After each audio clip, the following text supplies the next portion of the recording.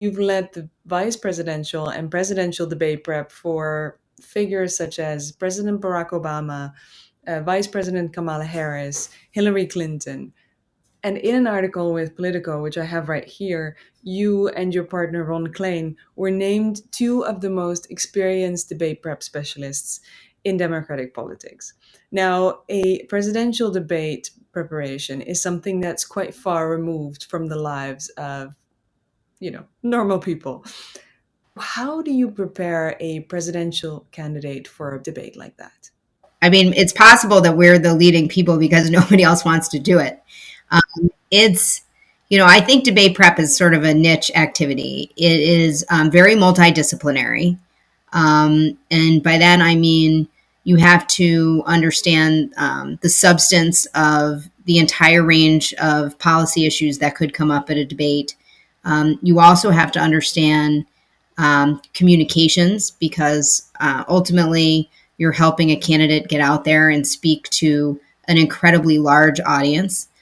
Debates get the second largest audience to the Super Bowl. So it's usually somewhere between 60 and 90 million people, which is an incredible number. Yeah.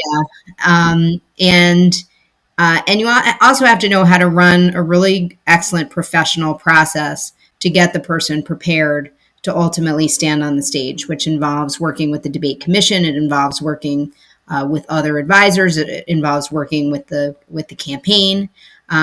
So I do view it as a pretty holistic experience and pretty intense for a period of about 6 weeks to 2 months in September and October of an election year. And what are three essential things that a successful presidential debate preparation should include? Well, first and most importantly is practice. So the way that we prepare for debates is we have mock debates.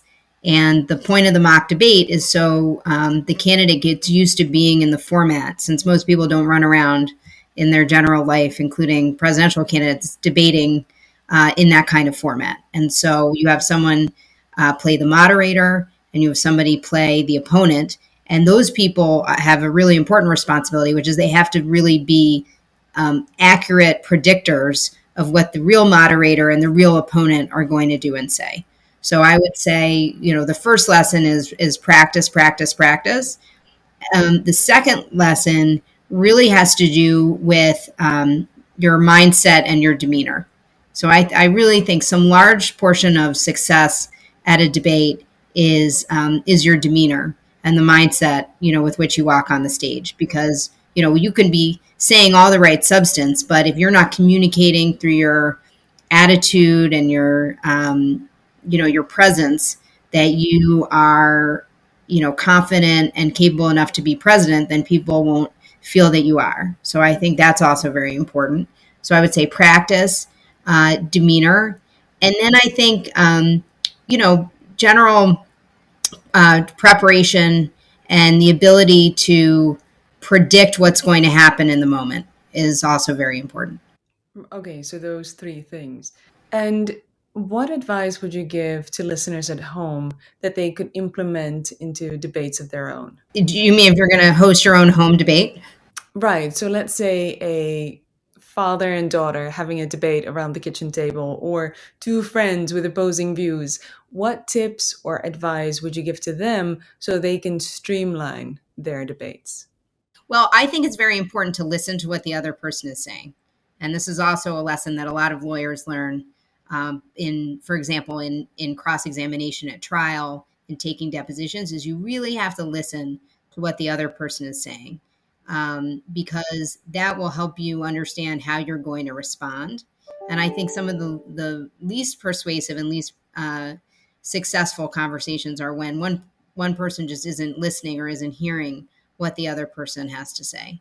But a debate is really different than a conversation across a kitchen table for one very important reason, which is you're not in a debate at your kitchen table. Sometimes you're trying to persuade the other person, but in a presidential debate, you're trying to persuade the audience at home, the voters. And it's very different to try to persuade one-on-one a person than trying to persuade people who aren't in the room with you and who are at home watching the whole thing happen. That's a different exercise.